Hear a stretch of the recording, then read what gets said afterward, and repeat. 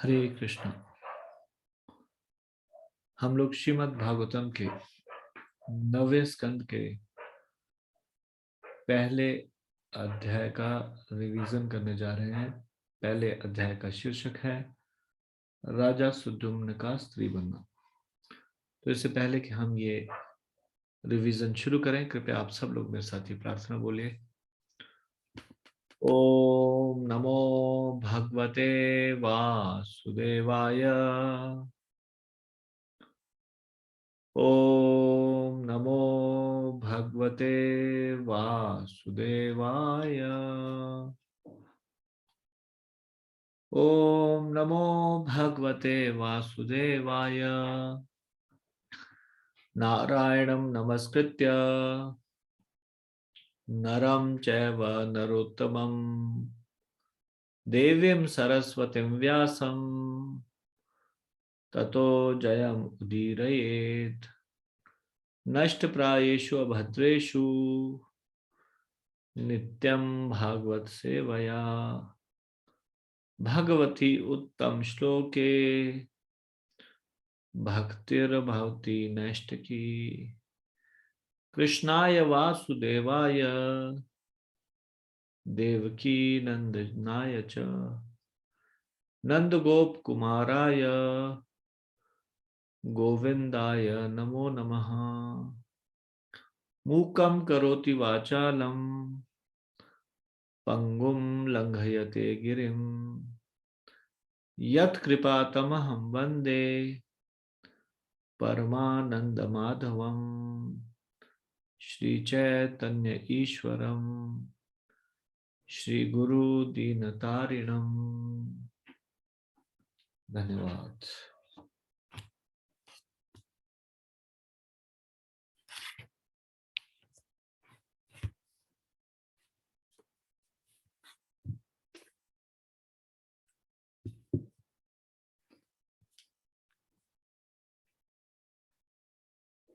तो हमने देखा पिछले 8वें स्कंद के अंतिम अध्याय 24वें अध्याय के 58वें श्लोक में सुखदेव गोस्वामी ने किंग सत्यव्रत के बारे में बताया।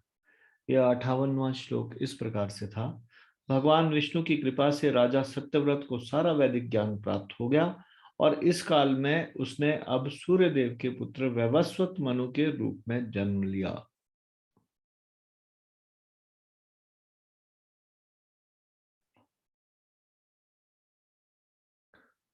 तो 9वें स्कंद के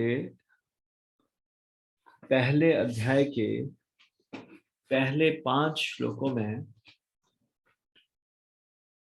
परीक्षित महाराज जी ने अपनी इच्छा व्यक्त की सुखदेव गोस्वामी से कि वो वैवस्वत मनु के वंशजों के बारे में जानना चाहते हैं।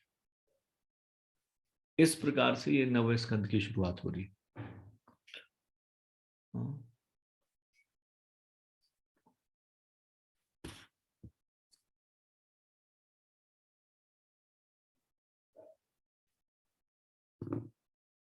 तो पहले श्लोक में परीक्षित महाराज कहते हैं, आपने सारे मनुओं के बारे में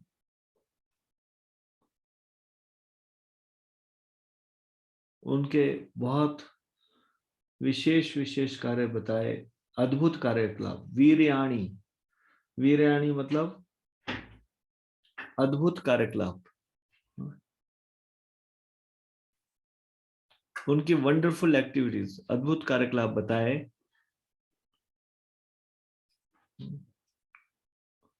और उस समय में जो उन मनुओं के काल में जो भगवान के अवतार थे, उनके अनंत वीर्यस्य, जो कि असीम बल वाले भगवान थे, उनके कार्यकलापों के बारे में बताया, उनके बारे में बताया।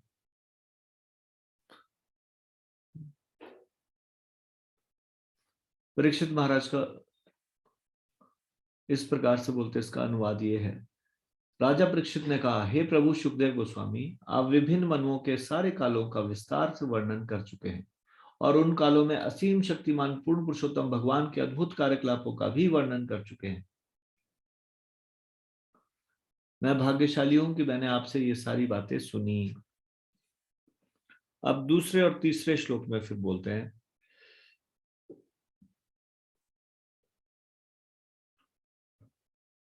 आपने सत्यव्रत राजा के बारे में बताया जिनको भगवान से आध्यात्मिक ज्ञान मिला और जो कि बाद में वैवस्वत मनु बने और उनके पुत्र हुए इक्ष्वाकु जैसे। दूसरे और तीसरे का अनुवाद, द्रविड़ देश के साधु सदृश राजा सत्यव्रत को भगवत कृपा से गत कल के अंत में आध्यात्मिक ज्ञान प्राप्त हुआ और वह अगले मनवंतर में विवस्वान का पुत्र वैवस्वत मनु बना। मुझे इसका ज्ञान आपसे प्राप्त हुआ है। मैंने यह भी जाना कि इक्ष्वाकु इत्यादि राजा उसके पुत्र थे, जैसे कि आप पहले बता चुके हैं। अब चौथे और पांचवें श्लोक में बोलते हैं कि मैं बहुत उत्सुक हूं उनके वंशजों के बारे में सुनने के लिए।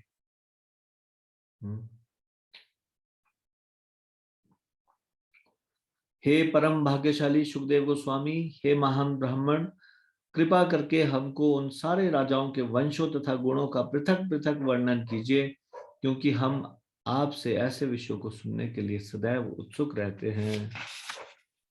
कृपा करके हमें वैवस्वत मनु के वंश में उत्पन्न उन समस्त विख्यात राजाओं के पराक्रम के विषय में बतलाएं, जो पहले हो चुके हैं, जो भविष्य में होंगे तथा जो इस समय विद्यमान है।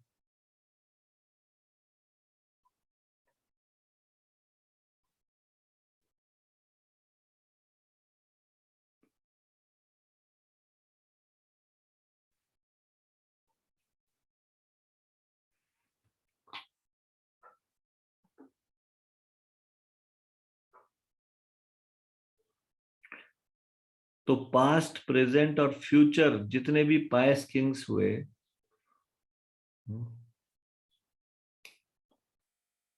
उन सब के बारे में बताओ। उनके करेक्टरिस्टिक्स क्या थे, उनकी एबिलिटीज क्या थी, उनका पराक्रम। तो वो बोलते हैं कि वो बहुत ज्यादा इच्छुक है सुनने के।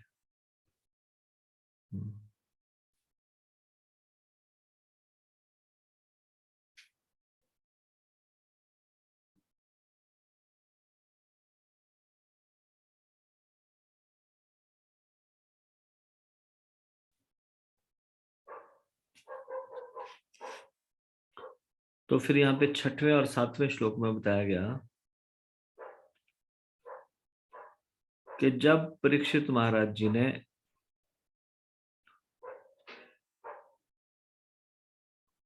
धर्मों के सबसे बड़ा ज्ञाता,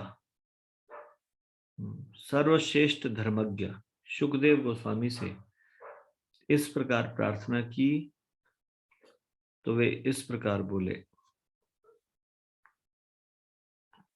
हे शत्रुओं का दमन करने वाले राजा, अब तुम मुझसे मनु के वंश के विषय में विस्तार से सुनो। मैं यथासंभव तुम्हें बतलाऊंगा, यद्यपि 100 वर्षों में भी उसके विषय में पूरी तरह नहीं बतलाया जा सकता। तो यहाँ पे थोड़ी सी ये पहले क्लियर कर रहे हैं कि हालांकि तुम कह रहे हो कि सबके बारे में पृथक पृथक बड़ा विस्तार से बताओ, तो ये जान लो कि उनके बारे में 100 वर्षों तक भी लगातार बोलता रहूंगा, तब भी पूरी कथा नहीं बताई जा सकती।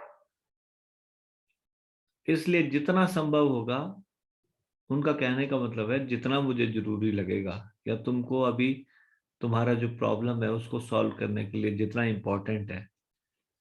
जैसे कई बार मान लीजिए कभी, हाँ, किसी कारणवश से कॉलेज में छुट्टी हो गई और लास्ट में सिलेबस बचा हो ज्यादा और फिर एग्जाम आने वाले हो, तो टीचर फिर वो बोलता है ना कि नहीं नहीं, इंपॉर्टेंट इंपॉर्टेंट ही डिस्कस करेंगे, सारी चीजें नहीं पढ़ सकते अभी, we have very less time. हाँ, इसलिए सारा नहीं पढ़ा जा सकता। तो ऐसे ही वो कह रहे हैं कि है तो ये बड़ा विस्तार से, ये सारा नहीं बताया जा सकता, उतनी देर में तुम्हारा समय आ जाएगा, 7 दिन का शाप मिला है। तो बोल रहे हैं कि जो मुझे इंपॉर्टेंट लगेगा वो मैं बताऊंगा। ऐसा उनका कहने का अभिप्राय है यहाँ पे, यथासंभव।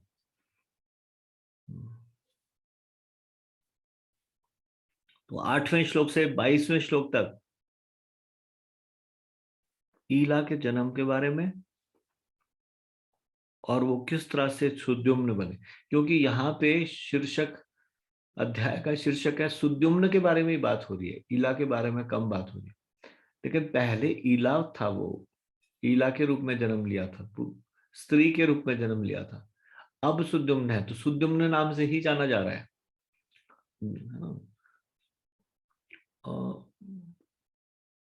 ईला के समय तो सिर्फ थोड़ी सी पहचान थी, कुछ समय के लिए। ज्यादा पहचान तो सुद्युम्न के रूप में ही थी, क्योंकि जन्म हुआ स्त्री के रूप में, इला, इला के नाम, इला के रूप में। वशिष्ठ जी ने फिर से उसको पुरुष बना दिया, सुद्युम्न। तो इसलिए सुद्युम्न का स्त्री बनना, फिर से दोबारा से उनके साथ ट्रेजेडी हुई और वो दोबारा से स्त्री बन गए। तो इसलिए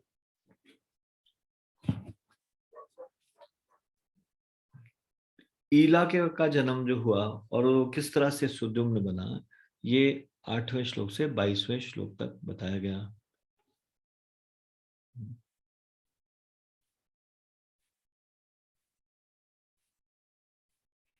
अब जब 8वें श्लोक में ये कहा जा रहा है कि जब कुछ नहीं था तब केवल भगवान विद्यमान थे कल्प के अंत में, तो यहाँ पे गर्भोदक शाही विष्णु के बारे में बात हो रही है। इस ब्रह्मांड में सब चीजें जलमग्न हो जाती है तो कौन हो रहते हैं। तो अब ये बात कहाँ से शुरू की जाए, तो फिर वो इस प्रकार से बता रहे हैं, यहां से बता रहे हैं।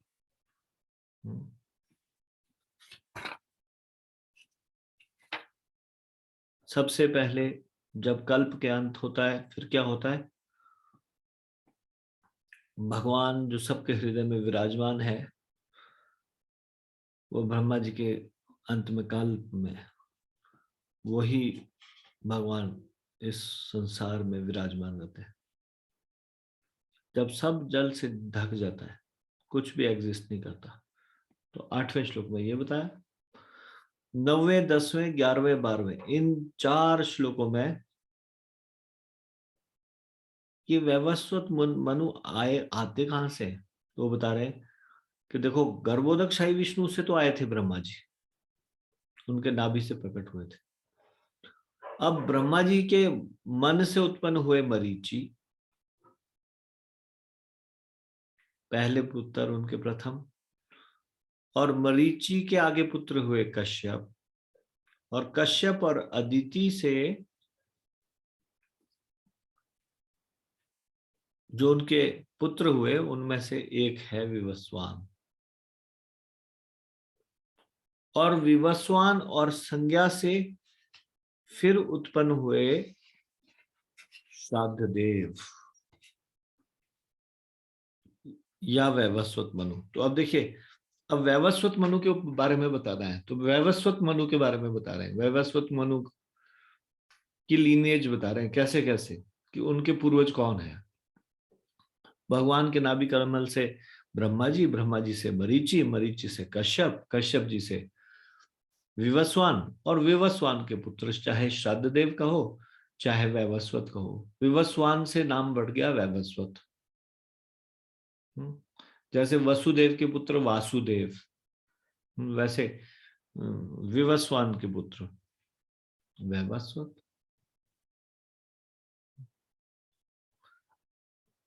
अब उनके 10 पुत्र हुए।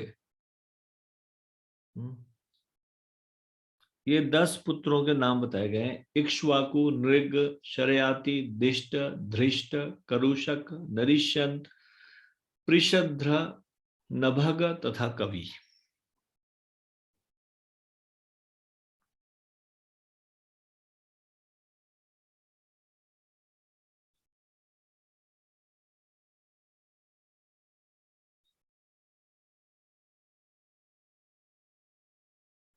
तो ये क्रोनोलॉजिकल ऑर्डर में नहीं बताया कि पहले 10 पुत्र पैदा हुए, फिर उसके बाद एक जनरल स्टेटमेंट बताई कि उनके 10 पुत्र हुए।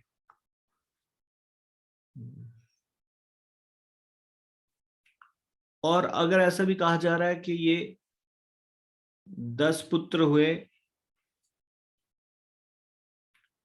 तो भी अब ये जो उनके पुत्र थे उनकी जनरल स्टेटमेंट है। वैसे अगर देखा जाए तो इक्ष्वाकु श्रद्धा के गर्भ से उत्पन्न हुए थे। वो श्राद्ध देव या वैवस्वत मनु के नासिका से उत्पन्न हुए थे जब उनको छींक आई थी। आपको याद है, एक बार चर्चा हो चुकी है, ब्रह्मा जी क्या उत्पन्न कर देते हैं उनको पता ही नहीं चलता। ब्रह्मा जी क्रिएटर है, सेकंड क्रिएटर है, लेकिन सारा क्रिएशन भगवान ही करवा रहे हैं एक तरह से। क्योंकि जब ब्रह्मा जी ने उत्पन्न करने शुरू किए सृष्टि के लिए, तब देखा ये तो असुर उत्पन्न हो रहे, तो थोड़े परेशान हो गए, फिर उन्होंने उत्पत्ति रोक दी।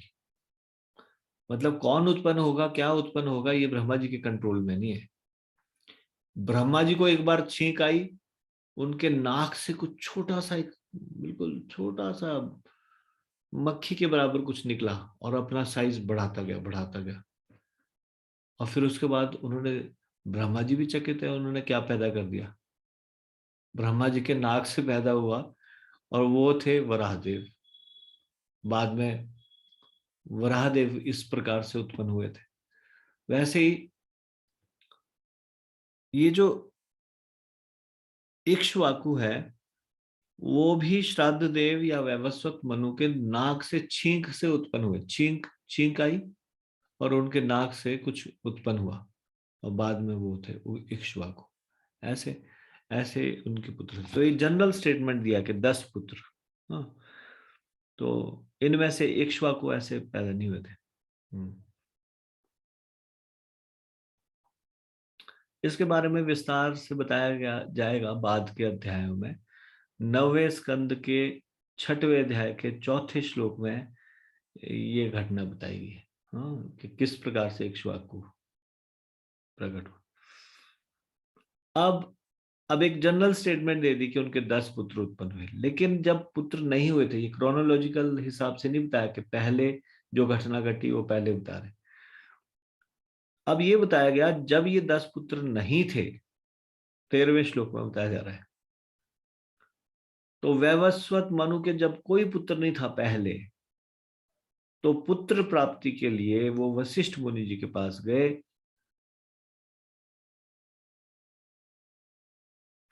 और वशिष्ठ मुनि जी ने उनको सलाह दी एक यज्ञ करने की, ताकि वरुण देवता और मित्र देवता को प्रसन्न किया जाए। उन्होंने कहा कि उनको सलाह दी कि इन दोनों को प्रसन्न करो। तो मित्र और वरुण देवताओं को प्रसन्न करने के लिए यज्ञ किया गया।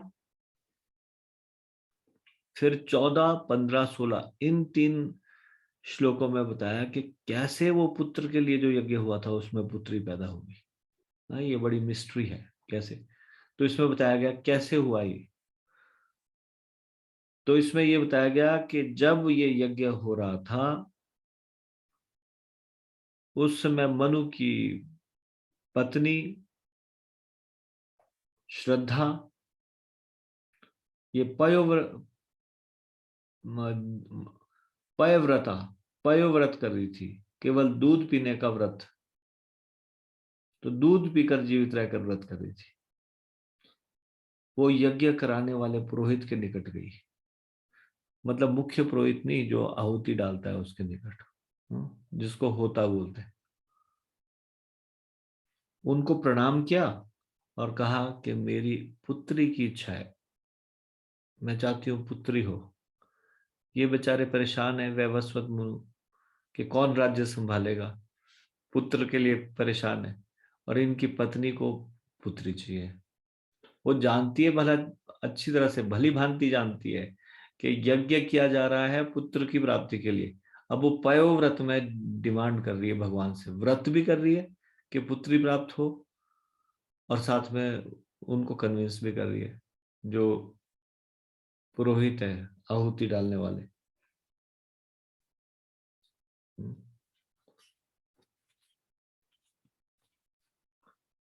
ये प्रणाम में बड़ी शक्ति होती है। हाँ।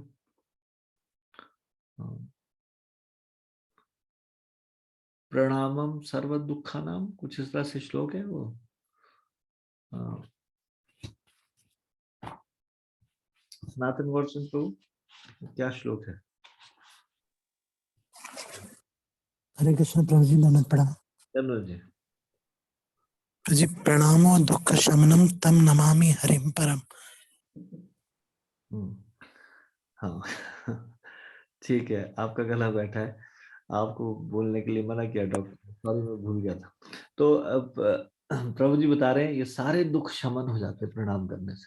देखिए यहाँ पे इसमें पता चल रहा है ना,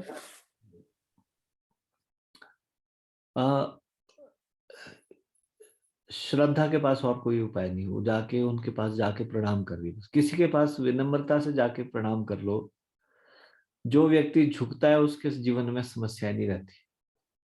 समस्या किसके जीवन में आती है? जो अड़ियल होता है, जो अड़ता है।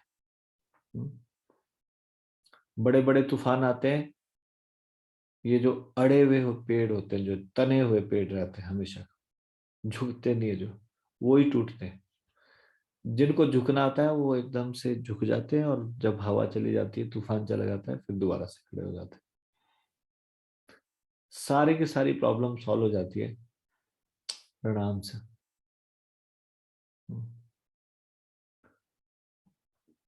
एक वरिष्ठ भक्त है इस्कॉन में, वो बता रहे थे किस प्रकार से विनम्रता से सारी समस्याएं समाधान होती है। इस पे उन्होंने लेक्चर दिया था। उन्होंने कहा कि जब हम विनम्रता से पेश आते हैं, कठिन से कठिन समस्याएं प्रणाम करने से दूर हो जाती है। यहाँ पे क्या है, आके उसने सिर्फ प्रणाम किया है, उनको प्रणाम किया है, और धीरे से अपने मन की बात कही है। मैं चाहती हूँ कि पुत्री हो।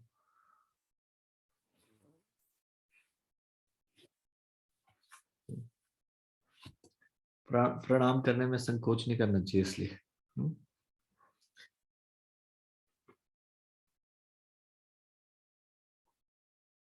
तो जब प्रधान पुरोहित ने कहा कि अब आहुति डालो, तो आहुति डालने वाला जो पुरोहित था, जिसको होता बोलते हैं, उसने देखा कितना विनम्र स्वभाव की, अभी अभी आके प्रणाम किया था, याचना की थी। तो उसकी बात को रख लेना चाहिए।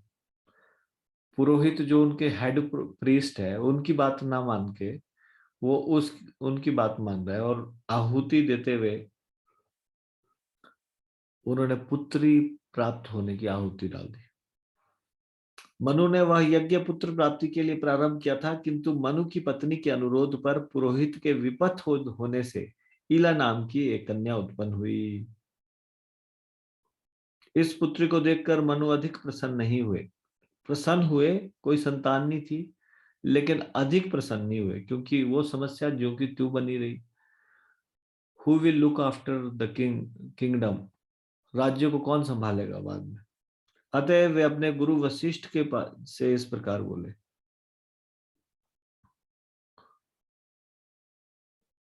अब 17वें 18वें श्लोक में, इन दो श्लोकों में मनु वशिष्ठ जी से पूछते हैं, हे प्रभु, आप लोग, यानी कि आप सारे पुरोहित लोग जितने यहाँ पे बैठे हैं, जिन्होंने ये यज्ञ किया, मंत्रों के उच्चारण में पटु है, एकदम एक्सपर्ट है, तो फिर वांछित फल से विपरीत फल क्यों निकला?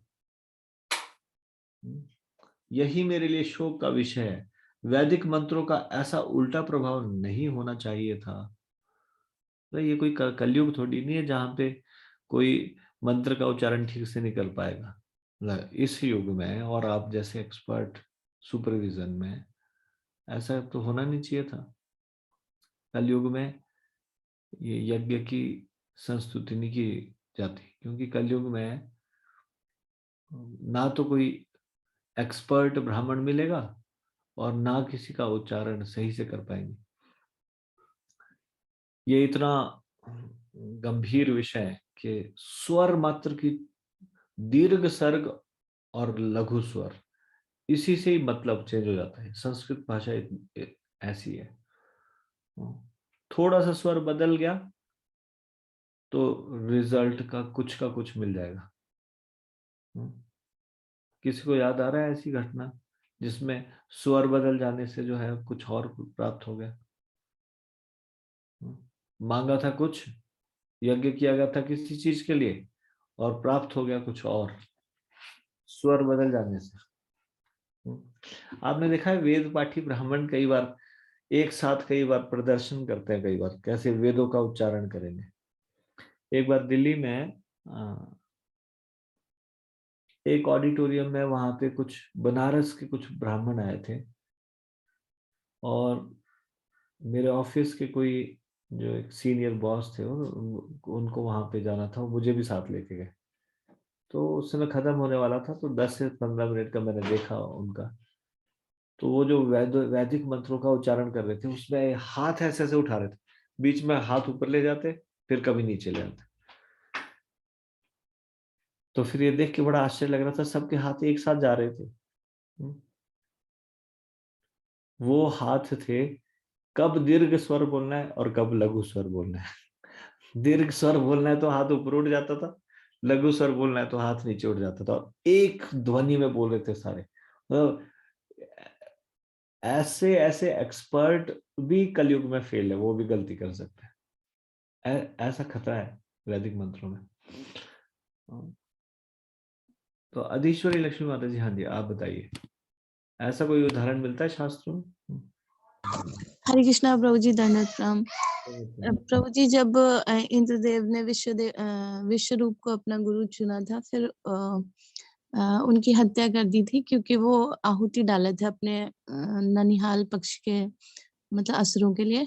फिर उनके जो पिता थे विश्व रूप के, त्वष्टा जी, वो यज्ञ कर रहे थे कि इंद्र को मारने के लिए मतलब चाहिए कोई जो इंद्र को मारने वाला उत्पन्न हो। बट वो वैदिक मंत्रों के उच्चारण में त्रुटि होने से इंद्र द्वारा मारे जाने वाला प्रकट हुआ वृत्रासुर। हरे कृष्णा प्रभु जी, धन्यवाद। इंद्र को जो मारे की बजाय उसका मीनिंग बन गया इंद्र जिसको मारे। बताओ, स्वर बदलने से सिर्फ, सेंटेंस सेम था। इंद्र को जो मारे, ऐसा एक ऐसा पुत्र उत्पन्न हो, उसकी जगह क्या हुआ, इंद्र जिसको मारे ऐसा उत्पन्न हो। देखो स्वर बदलने से कितना गड़बड़ हो गया। तो हम सब लोग भाग्यशाली है, कोई हमारे को यज्ञ योग्य नहीं करना। शास्त्रों में बताया नहीं कलयुग में यज्ञ करने के लिए। शास्त्र ये बोलते हैं आप हरे कृष्ण महामंत्र बोलो। हरे कृष्ण महामंत्र का उच्चारण करने में कोई प्रॉब्लम नहीं है। आपसे हरे कृष्ण बोला भी नहीं जा रहा ठीक से, तो भी भगवान उसको समझ लेंगे कि हाँ मेरा ही नाम ले रहा है, कोई प्रॉब्लम नहीं। कई लोग बोलते हैं ये विदेशी लोगों को क्यों नहीं सिखाया जाता, ढंग से क्यों नहीं सिखाते, ये राम की जगह रामा क्यों बोलते हैं, रामा कृष्णा। हाँ, कई लोग प्रश्न करते हैं कृष्णा कृष्णा तो द्रौपदी है, तो ये हरे कृष्णा क्या है।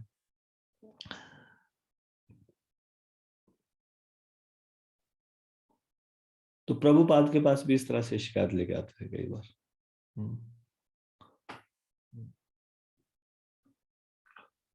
जैसे प्रभुपाद के पास कोई व्यक्ति शिकायत लेके आया था, their pronunciation is not good.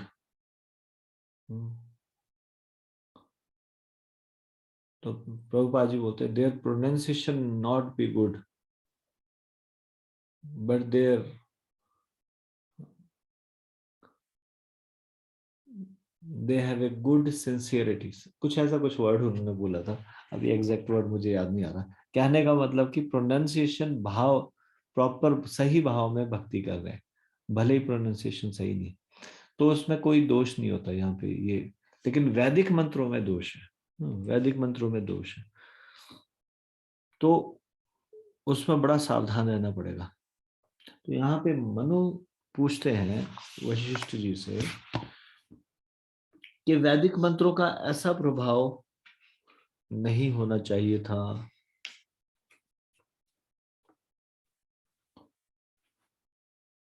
आप सभी संयमित मन से संतुलित तथा परम सत्य से परिचित हो। आप सब ने अपनी तपस्या के द्वारा सारे भौतिक कल्मशों से अपने आप को पूरी तरह स्वच्छ कर लिया है। आप सबके वचन देवताओं के वचनों की तरह कभी मिथ्या नहीं होते। तो फिर यह कैसे संभव हुआ कि आप सबका संकल्प विफल हो गया? तो 19 और 20 श्लोक में ये बताया गया कि वशिष्ठ जी अत्यंत शक्ति संपन्न है। उन्होंने इस पे ध्यान लगाया, विचार किया और उन्होंने ये समझ गए कि कहाँ गलती हुई है।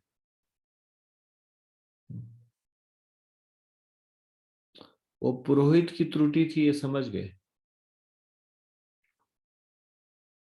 तो वे सूर्यपुत्र से इस प्रकार बोले। सूर्यपुत्र क्यों कहा जा रहा है यहाँ पे? कौन है सूर्यपुत्र? ये श्राद्ध देव विवस्वान के पुत्र है और विवस्वान जी सूर्य की पोजीशन में, तो ये सूर्यपुत्र ही है। अब वैवस्वत मनु जो है वो सूर्यपुत्र है। अब उनके आगे के वंश जितने भी होंगे वो सारे सूर्यवंशी होंगे। ठीक है, वैवस्वत मनु सूर्यपुत्र है, ये आपको समझ में आ गया? हाँ, कैसे? विवस्वान के पुत्र है ना ये। विवस्वान किसके पुत्र है? कश्यप के पुत्र है। कश्यप और अदिति से विवस्वान हुए। तो विवस्वान सूर्य की पोजीशन में है अभी। सूर्य एक व्यक्ति का नाम नहीं है, सूर्य एक पोजीशन का नाम है। जैसे इंस्पेक्टर किसी व्यक्ति का नाम नहीं होता, इंस्पेक्टर एक पोजीशन होती है, वैसे सूर्य भी एक पोजीशन है, इंद्र भी एक पोजीशन है। इंद्र व्यक्ति का नाम, कोई व्यक्ति, अमूक व्यक्ति इस पोजीशन पर बैठा है, इस प्रकार से कहा जा सकता है। तो विवस्वान व्यक्ति सूर्य की पोजीशन में बैठे। उनके पुत्र है जो अभी वैवस्वत मनु है, इसलिए यहाँ पे सूर्य पुत्र कहा जा रहा है। जैसे अगले, अभी हमने पिछले दौरान पढ़ा कि अगले मनवंतर में इंद्र की पोजीशन पर कौन बैठ जाएंगे? क्या पढ़ा, किसी को है याद? 8वें मनवंतर में सूर्य की पोजीशन पे कौन होंगे? सॉरी, इंद्र की पोजीशन पे। कितना ध्यान से सुनते हैं, अभी इस बात से पता चल रहा है। ये नहीं पता आपको? हमने डिस्कस नहीं किया? धना सिंह प्रभु बताएंगे। धना सिंह प्रभु बताइए। बली महाराज प्रभु जी। हाँ, बलि महाराज। बलि महाराज जी इंद्र की पोजीशन में होंगे अगले मनवंतर में। ठीक है, सबका हाथ नीचे कर लो। तो यहाँ पे इसलिए सूर्यपुत्र कहा गया। तो फिर वो कह रहे हैं कि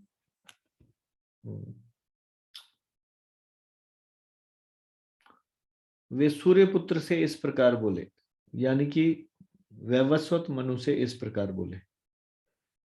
अब वो बताते हैं कि क्या गलती रही। तो वो बोलते हैं, तुम्हारे पुरोहित द्वारा मूल उद्देश्य में विचलन के कारण, यानी कि जो ये आहुति डाल रहे थे वो निर्दिष्ट प्रयोजन से हट गए।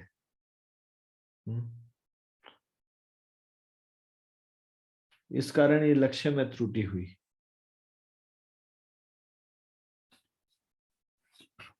तो सिर्फ एक ही कारण नहीं है जिसके कारण ऐसा हुआ, दो कारण है। एक तो वो पयोव्रत कर रही थी और पुत्री चाह रही थी, और दूसरा उन्होंने इनको इन्फ्लुएंस कर दिया था। होता होता जो पुरोहित हो आहुति डालता है। तो फिर भी उन्होंने बोला कि तुम चिंता मत करो, मैं अपने पराक्रम से तुम्हें एक अच्छा पुत्र प्रदान करूंगा।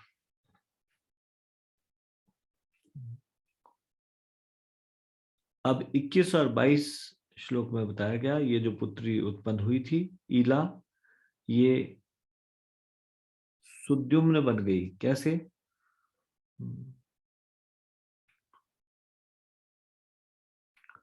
क्योंकि वशिष्ठ जी भगवान विष्णु से प्रार्थना करने लगे कि इसको पुरुष में परिणत कर दो। भगवान ने वशिष्ठ जी से प्रसन्न होकर उनकी इच्छित वर उनको जो चाहते थे वो उनकी इच्छा पूरी की। इस तरह इला सुद्युम्न नामक एक सुंदर पुरुष में परिणत हो गई। अब 23वें श्लोक से लेकर और 42वें श्लोक तक बताया गया है कैसे सुद्युम्न एक स्त्री बना और फिर कैसे उनको दोबारा से पुरुषत्व प्राप्त हुआ। तो 23वें श्लोक से 27वें श्लोक तक सुकुमार वन के बारे में बताया गया। सुकुमार वन में उनके साथ ये दुर्घटना हुई। वो बताते हैं, हे राजा परीक्षित, एक बार वीर सुद्युम्न अपने कुछ मंत्रियों और साथियों के साथ सिंधु प्रदेश से लाए गए घोड़े पर सवार होकर शिकार करने जंगल में गया। वह कवच पहने था, धनुष बाण से सुसज्जित था, वह अत्यंत सुंदर था। वह पशुओं का पीछा करते हुए तथा उनको मारते हुए जंगल के उत्तरी भाग में पहुंच गया। वहां उत्तर में मेरु पर्वत की तलहटी में सुकुमार नामक एक वन है, जहां शिवजी सदैव उमा के साथ आनंद विहार करते हैं। सुद्युम्न उस वन में प्रविष्ट हुआ। हे राजा परीक्षित, जो ही अपने शत्रुओं को दमन करने में निपुण सुद्युम्न उस जंगल में प्रविष्ट हुआ, त्यों ही उसने देखा कि वह एक स्त्री में और उसका घोड़ा एक घोड़ी में परिणत हो गए। 27वें श्लोक में बताया गया, जब उसके साथियों ने भी अपने स्वरूपों एवं अपने लिंग को विपरीत लिंग में परिणत हुआ देखा, तो वे सभी अत्यंत खिन्न हो गए और एक दूसरे की ओर देखते रह गए। ये कोई इंद्रजाल नहीं था, या कोई इस प्रकार का जादू नहीं था जिसमें हिप्नोटाइज हो जाए कोई व्यक्ति। सच में परिणत हो गए। हाँ, कैसे हुए अभी पढ़ेंगे हम आगे। मुझे एक पुरानी घटना याद आई। पहले के समय में मेले होते थे, तो वहां पे एक जादूगर जादू दिखा रहा था। तो उसने एक व्यक्ति को बुलाया भीड़ में से, और बाद में उसको कुछ कान में मंत्र मंत्र पढ़ा और बोला कि तुम स्त्री बन गए। अब वो इतना हिप्नोटाइज हो गया, सबके सामने मान गया कि मैं स्त्री बन गया। उसके बाद हाथ पैर जोड़ने लगा, वापस पुरुष बना दो। फिर हम सोच रहे थे इसने क्या इसको जादू कर दिया। हालांकि वो पुरुष पुरुष ही था, देखने में पुरुष ही लग रहा था। पता नहीं हिप्नोटाइज नहीं किया था यहाँ पे। यहाँ पे सारे के सारे सच में बन गए थे। हाँ, स्त्री। तो सारे के सारे स्त्री में परिणत हो गए। और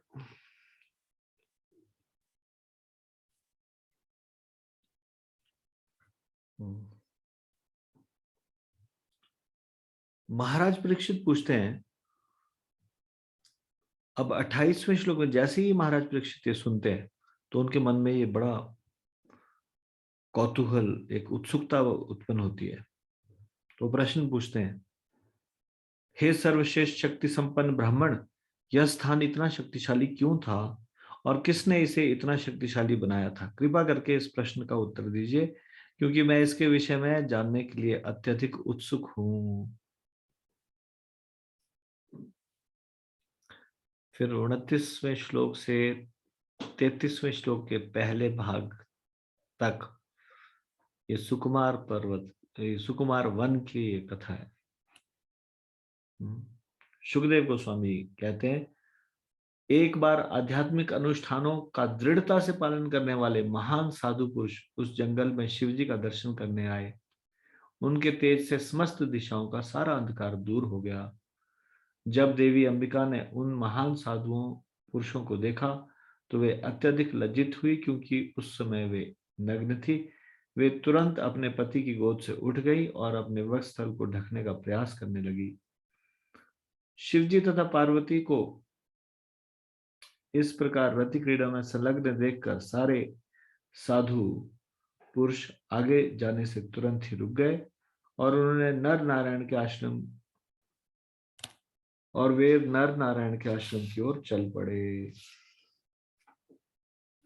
तत्पश्चात अपनी पत्नी को प्रसन्न करने के लिए शिवजी ने कहा, कोई भी पुरुष इस स्थान में प्रवेश करते ही तुरंत स्त्री बन जाएगा।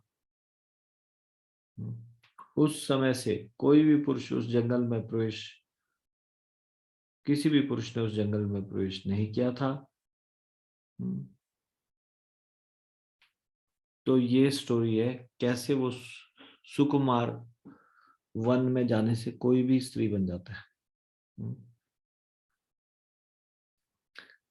अब 33वें श्लोक के दूसरे भाग से 35वें श्लोक में ये बताया कि अब वो सुद्युम्न बेचारा परेशान होके एक जंगल से दूसरे जंगल घूमने लगा, वापस कैसे जाए। बहुत शर्मिंदा था, सबके सब शर्मिंदा थे। वापस जाएंगे स्त्री के रूप में। सभी स्त्रियां थी, सारी स्त्रियां घूम रही है, एक जंगल से दूसरे जंगल जा रही है। अब देखो, जब वो स्त्री में परिणत कर दिया गया तो स्त्रीयोचित भाव भी उत्पन्न हो गए सारे। अब उसको पुरुषों के प्रति आकर्षण महसूस होने लगा और सुद्युम्न सर्वोत्तम सुंदर स्त्री में परिणत कर दिया गया था, जो अन्य काम इच्छा को जगाने वाली अन्य स्त्रियों से घिरी हुई थी। चंद्रमा के पुत्र बुद्ध को इस सुंदरी को अपने आश्रम के निकट विचरण करते देखकर उसके साथ तुरंत ही भोग करने की चाहत हुई। उस सुंदर स्त्री ने भी चंद्रमा के राजकुमार बुद्ध को अपना पति बनाना चाहा। इस तरह बुद्ध ने उसके गर्भ से पुरुरवा नामक एक पुत्र प्राप्त किया। भगवान की माया कितनी अद्भुत है। भूल गया सब कुछ, मैं राजा हूं, हाँ, और मैं पुरुष हूं। अब वो स्त्रियों की तरह व्यवहार करने लगा और एकदम से माया के प्रभाव में आ गया। हाँ, वो स्त्री। तो फिर वो बोलते हैं, मैंने विश्वस्त सूत्रों से सुना है कि मनुपुत्र सुद्युम्न ने इस प्रकार स्त्रीत्व प्राप्त करके अपने कुल गुरु वशिष्ठ का स्मरण किया। सुद्युम्न की इस शोचनीय स्थिति को देखकर वशिष्ठ अत्यधिक दुखी हुए। उन्होंने सुद्युम्न को उसका पुरुषत्व वापस दिलाने की इच्छा से फिर से शिव जी की पूजा प्रारंभ कर दी। देखिए, पिछली बारी जो बताया गया था वो उन्होंने उनको स्त्री बनाने के लिए भगवान नारायण की पूजा की थी, लेकिन अब की बार उन्होंने शिव जी की पूजा प्रारंभ की। ऐसा लगता है वो भी दोबारा से नारायण जी के पास जाने में लज्जा महसूस कर रहे होंगे। एक ही चीज के लिए बार बार जा रहे हैं, कभी पुरुष बना दो, कभी स्त्री बना दो। हाँ, तो सोच रहे हैं अभी थोड़ा सा ये वरदान किसी और से लिया जाए।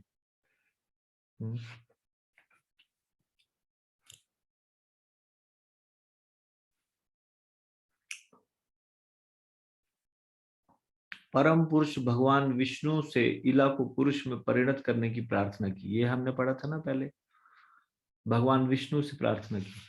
और अब यहाँ पे क्या पढ़ रहे हैं? अब यहाँ पे पढ़ रहे हैं कि लिखा है उपाधावत शंकरम, पूजा करने लगे किसकी? शिव जी की। किस लिए? सुद्युम्न को सुद्युम्नस्य आशयन पुंस्त्वम, सुद्युम्न को उसका पुरुषत्व वापस दिलाने के लिए।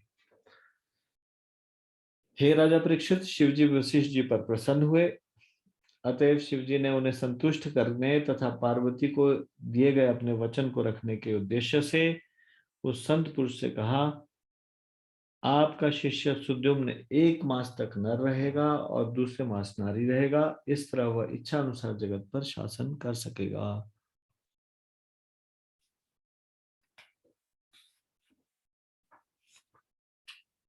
इस प्रकार गुरु की कृपा पाकर शिव जी के वचनों के अनुसार सुद्युम्न को प्रत्येक दूसरे मास में उसका इच्छित पुरुषत्व फिर से प्राप्त हो जाता था और इस तरह उसने राज्य प्रशासन चलाया, यद्यपि नागरिक इससे संतुष्ट नहीं थे। फिर उसके बाद 41 और 42वें श्लोक में बताया गया कि सुद्युम्न के 3 अत्यंत पवित्र पुत्र हुए, जिनका नाम थे उत्कल, गय और विमल।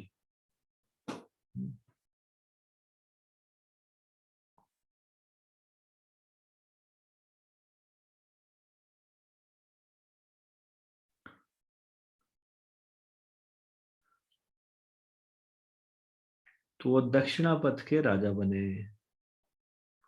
दक्षिणापथ का मतलब क्या है? दक्षिणापथ का मतलब है संसार के दक्षिणी भाग के राजा।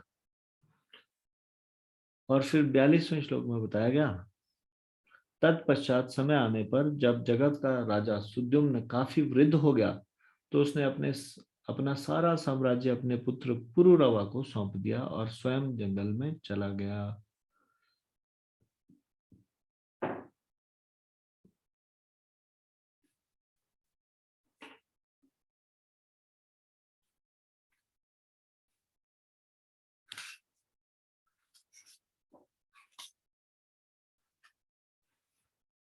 तो यहाँ पे लिखा है कि सुद्युम्न के 3 पुत्र हुए, उत्कल, गय और विमल।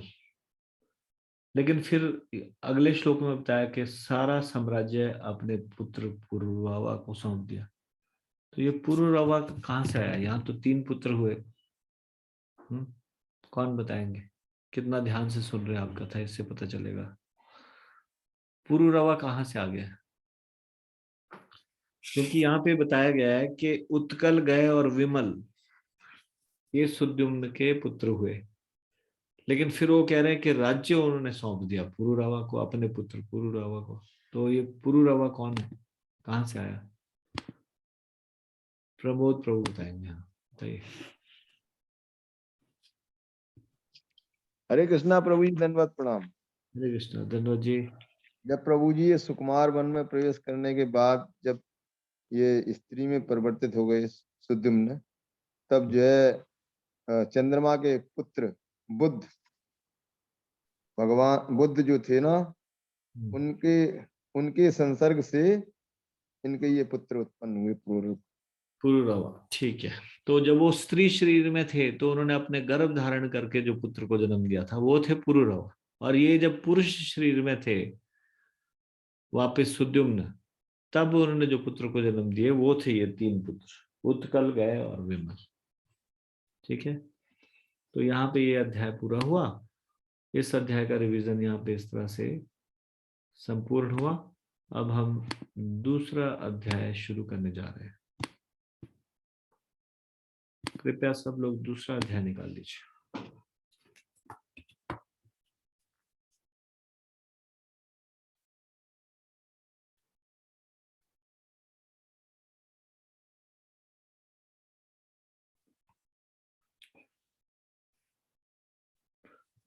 तो दूसरे अध्याय में को शुरू करने से पहले हम उसकी रूपरेखा जानेंगे। दूसरे अध्याय का नाम है मनु के पुत्रों की वंशावलियां। The dynasties of the sons of Manu, Manu के पुत्रों की वंशावलियां। इसमें कुल 36 श्लोक है, जिसमें पहले 15 श्लोकों में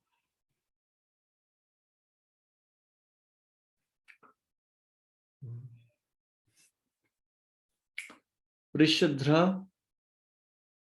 और कवि उनके विषय में बताया गया है। जब सुद्युम्न ने अपने राजपाट को छोड़ दिया था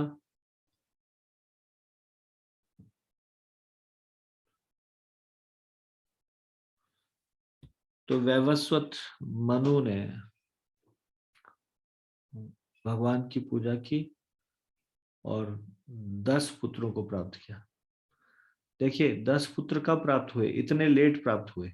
सबसे पहले तो ईलाई प्राप्त हुई थी पुत्री, अभी तक तो यही प्रकरण चल रहा था, ईला का ही प्रकरण चल रहा था। उनके संतान नहीं ना थी वैवस्वत मनु के, तो पहले ईला उत्पन्न हुई थी। अभी ईला के विषय में ये सारी चीज चल रही थी। अब जब सुद्युम्न ने सब चीजों को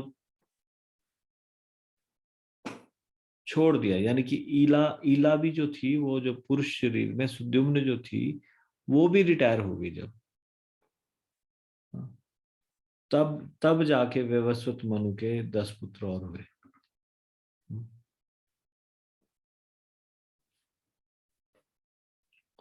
तो जो पृषद्र है, उन्होंने गायों की देखभाल की। वो गायों की देखभाल करते थे। एक बार गलती से वो गाय उनके द्वारा, गाय का वध हो गया, जिससे रुष्ट होकर वशिष्ठ जी ने उनको शाप दिया कि वो अगले जीवन में शूद्र बन जाएंगे। तो पृषद्र जो है, उन्होंने ब्रह्मचर्य का पालन, व्रत का पालन किया, और वो भगवान के शुद्ध भक्त बने और उन्होंने भगवान को प्राप्त किया।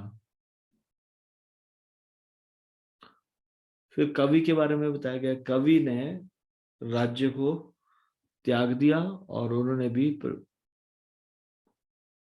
सिद्धि प्राप्त की, परम सिद्धि। तो ये 15 श्लोकों में बताया गया, शुरू के 15 श्लोकों में पृषद्र और कवि के बारे में। फिर 16वें श्लोक से 22वें श्लोक में करुष, धृष्ट, नृग और नरिष्यंत, इनकी डायनेस्टीज, इनके वंश के बारे में बताया गया। और 23 से 26 नहीं, 23 से 36, 23 से 36 तक दिष्ट के वंशजों के बारे में बताया गया। ठीक है, तो प्रभुपाद जी इसका सारांश इस प्रकार से देते हैं। इस दूसरे अध्याय में करुष इत्यादि मनु के पुत्रों के वंशों का वर्णन हुआ है। जब सुद्युम्न ने वानप्रस्थ आश्रम स्वीकार कर लिया और वह जंगल के लिए चल दिया, तब वैवस्वत मनु ने पुत्र इच्छा से भगवान की पूजा की। फलस्वरूप महाराज इक्ष्वाकु की ही भांति उनके 10 पुत्र हुए। तो मतलब इक्ष्वाकु को मिला के, जो अपने पिता के समान ही थे। इन पुत्रों में से एक पृषद्र अपने हाथ में तलवार लेकर रात में गायों की रखवाली किया करता था। अपने गुरु की आज्ञा का पालन करते हुए वह पूरी रात इसी तरह खड़ा रहता था। एक बार रात्रि के अंधकार में एक बाघ ने गौशाला में जाकर एक गाय पकड़ ली। जब पृषद्र को यह पता चला तो वह अपने हाथ में तलवार लेकर उस बाघ का पीछा करने लगा। दुर्भाग्यवश जब वह बाघ के पास पहुंच गया तो वह अंधेरे के कारण बाघ और गाय में अंतर न देख पाया और इस तरह उसने गाय का वध कर दिया। इस पर उसके गुरु ने उसे शाप दे दिया कि वह शूद्र कुल में जन्म ले, किंतु पृषद्र ने योग का अभ्यास किया और भक्ति योग द्वारा पूर्ण पुरुषोत्तम भगवान की पूजा की। तत्पश्चात वह स्वेच्छा से प्रज्वलित दावाग्नि में प्रविष्ट हो गया और इस तरह अपना भौतिक शरीर त्याग कर भगवधाम वापस चला गया। मनु का सबसे छोटा बेटा कवि अपने बाल्यकाल से ही भगवान का परम भक्त था। देखो, ये चुन चुन के उन्हीं को बता रहे हैं जो भगवान के भक्त है, केवल भक्ति के बारे में ही बोलना चाहते हैं। समय कम है और 7 दिन कहीं पूरे ना हो जाए, इसलिए सुखदेव गोस्वामी जी परीक्षित महाराज को पूरा डिटेल में ना बता के, देखो उन्होंने सबके बारे में नहीं बताया, जो जिनका कुछ भक्ति से लेना देना है उन्हीं के बारे में बता रहे। फिर कवि के बारे में बता रहे, मनु का सबसे छोटा बेटा कवि अपने बाल्यकाल से ही भगवान का परम भक्त था। मनु के पुत्र करुष ने क्षत्रियों का एक कुल मनु के पुत्र करुष से क्षत्रियों का एक कुल चला जो कारुष कहलाया। मनु के दूसरे पुत्र धृष्ट से क्षत्रियों का एक अन्य कुल चला जो क्षत्रिय गुणों से युक्त पिता से जन्म लेने के बावजूद भी बाद में ब्राह्मण हो गए। मनु के अन्य पुत्र नृग से सुमति, भूत ज्योति तथा वसु नामक पुत्र तथा पौत्र हुए। वसु से प्रतीक हुआ और उससे ओघवान हुआ। मनु के अन्य पुत्र नरिशंत के वीर्य के वंश में चित्रसेन, ऋक्ष, मीड़वान, पूर्ण, इंद्रसेन, वितिहोत्र, सत्यश्रवा, उरुश्रवा, देवदत्त तथा अग्निवेश्य उत्पन्न हुए। अग्निवेश्य नामक क्षत्रिय से अग्निवेश्यायन नामक सुविख्यात ब्राह्मण वंश चला। मनु के अन्य पुत्र दृष्ट के वीरकुल से नाभाग उत्पन्न हुआ, जिसकी परंपरा में भलंदन, वत्स, प्रीति, प्रांशु, प्रमति, खनित्र, चाक्षुष, विमिशति, रंभ, खनि नेत्र, करंधम, अवीक्षित, मरुत, दम, राज्यवर्धन, सुधृति, नर, केवल, धुंधुमान, वेगवान, बुद्ध, तृणबिंदु उत्पन्न हुए। इस प्रकार इस कुल में अनेक पुत्र तथा पौत्र उत्पन्न हुए। तृणबिंदु से इलविला नामक कन्या प्राप्त हुई, जिससे कुबेर ने जन्म लिया। तृणबिंदु के 3 पुत्र भी हुए, जिनके नाम विशाल, शून्यबंधु और धूम्रकेतु थे। विशाल का पुत्र हेमचंद्र था, जिसका पुत्र धूमाक्ष था और जिसका पुत्र संयम हुआ। संयम के पुत्र देवज तथा कृशाश्व हुए। कृशाश्व के पुत्र सोमदत्त ने अश्वमेध यज्ञ किया और भगवान विष्णु की पूजा करके भगवत धाम वापस जाने की परम सिद्धि प्राप्त की।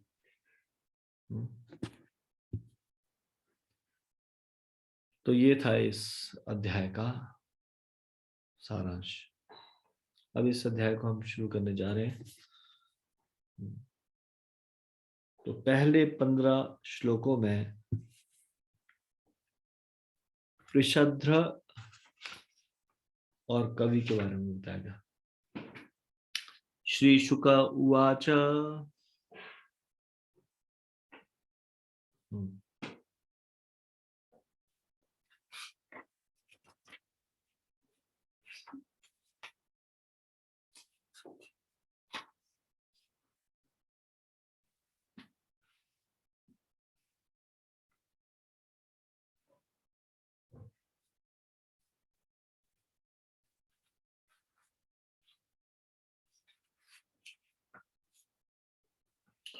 एवं गते च सुद्युम्ने मनुर्वैवस्वतः सुते पुत्र कामस्तपस्तेपे यमुनायाम शतम क्षमा। सुखदेव गोस्वामी ने कहा, इसके पश्चात जब वैवस्वत मनु श्राद्ध देव के पुत्र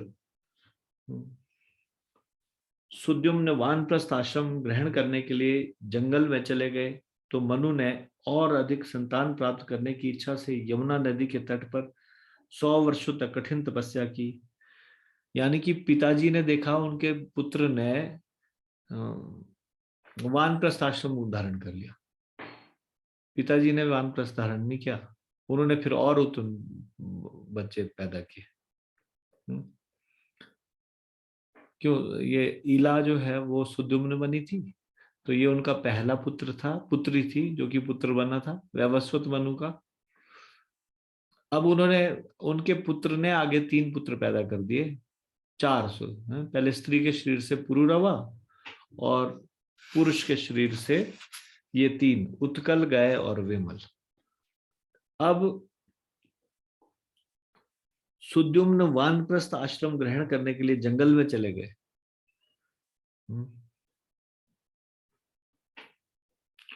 तो मनु ने अधिक संतान प्राप्त करने की इच्छा से यमुना नदी के तट पर 100 वर्षों तक कठिन तपस्या की।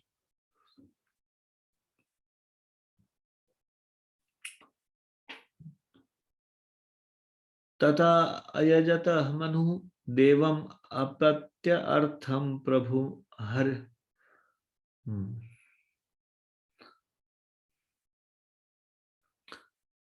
ततो जन्म नुर्देव देवम पत्यार्थम हरिम प्रभुम इक्ष्वाकु पूर्वजान पुत्रान लेभे स्वस्त्रीशान दशा। तब पुत्र कामना से श्राद्धदेव नामक मनु ने देवों के देव भगवान हरि की पूजा की। इस तरह उसे अपने ही सदृश 10 पुत्र प्राप्त हुए। इनमें से इक्ष्वाकु सबसे बड़ा था। कृषध्र मनो पुत्र पुत्रो गोपालो गुरुणा कृतः पालयामास गायतो रात्र्यां वीरासनवृता। इन पुत्रों में से पृषध्र अपने गुरु की आज्ञा का पालन करते हुए गायों की रखवाली में लग गया। गायों की रक्षा के लिए वह सारी रात हाथ में तलवार लिए खड़ा रहता। तात्पर्य, वीरासन कहलाने वाला व्यक्ति हाथ में तलवार लेकर सारी रात खड़ा रहकर गायों की रक्षा करने का व्रत लेता है।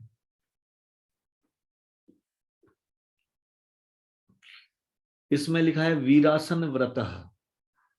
वीरासन व्रत का मतलब होता है ऐसा व्रत लेना कि मैं तलवार को लेकर रक्षा करूंगा।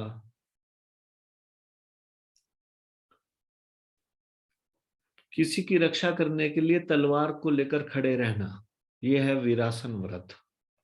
तो बोल रहे हैं कि वीरासन कहने वाला व्यक्ति हाथ में तलवार लेकर, यहां पे इस केस में सारी रात खड़ा रहकर गायों की रक्षा करने का व्रत लेता है। चूंकि पृषद्र ने ऐसा व्रत ले रखा था, अतएव यह समझा जा सकता है कि उसका कोई कुल नहीं था।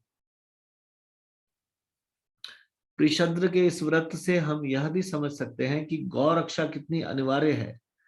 क्षत्रिय का कोई ना कोई पुत्र रात्रि में भी गायों को खूंखार जानवरों से बचाने के लिए यह व्रत लेता है था। तो फिर गायों को कसाई घरों में भेजने के विषय में क्या कहा जाए? यह तो मानव समाज का सबसे पापपूर्ण कृत्य है।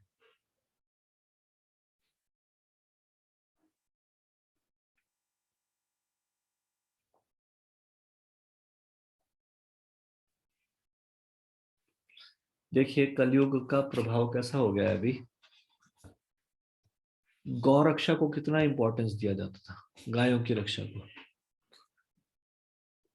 अब आपको इस तरह के लोग दिख जाएंगे। पहली बात तो गायों को कोई पालता ही नहीं, कोई मेहनत नहीं करना चाहता। और अगर कोई गाय को पालता भी है तो जब गाय दूध देना बंद कर देती है तो सोचते this is some extra expenditure, why should we waste our money. ये उसके लिए, गाय के लिए चारा लाना, ये इसमें खर्चा होता है। खर्चा होता है तो अब गाय को पाल के फायदा क्या है, दूध तो देती नहीं। कैसी कैसी रुग्ण मानसिकता होगी, कैसी मानसिकता होगी। घर के किसी व्यक्ति को भी फिर तो सोचेंगे कि ये गाय गाय को तो माता का दर्जा दिया जाता है, ये तो पूजनीय है, वहां इनके शरीर में देवताओं का वास होता है। घर में भी बूढ़ा व्यक्ति हो जाएगा, कलयुग में ऐसा होगा कि बूढ़े व्यक्ति को ऐसा होने लग गया है, पुत्र लोग भार समझते हैं, कौन माता पिता को पालेगा। मैं जानता हूं इस तरह की फैमिली जिन्होंने बारियां लगा रखी है, एक एक महीना, 3 बेटे हैं, वो बोलेंगे 1 महीना हमारे पास रहेंगे, अगले 1 महीना तुम्हारे पास। हाँ, वो तीनों की टर्न्स लगी हुई है। और वो किस प्रकार से उनको पाल रहे हैं, जैसे कोई कोई वैल्यू नहीं दे रहे कोई भी। पिछले जन्मों के कर्मों का कुछ हिसाब किताब होगा, लेकिन कलयुग का यहाँ पे देखने को मिलता है कैसे कलयुग में इनसेंसिटिव होते जा रहे लोग, गायों के लिए इनसेंसिटिव होते जा रहे हैं। मतलब गाय को पालना चाहते हैं पर पालेंगे तभी तक जब तक वो दूध देगी।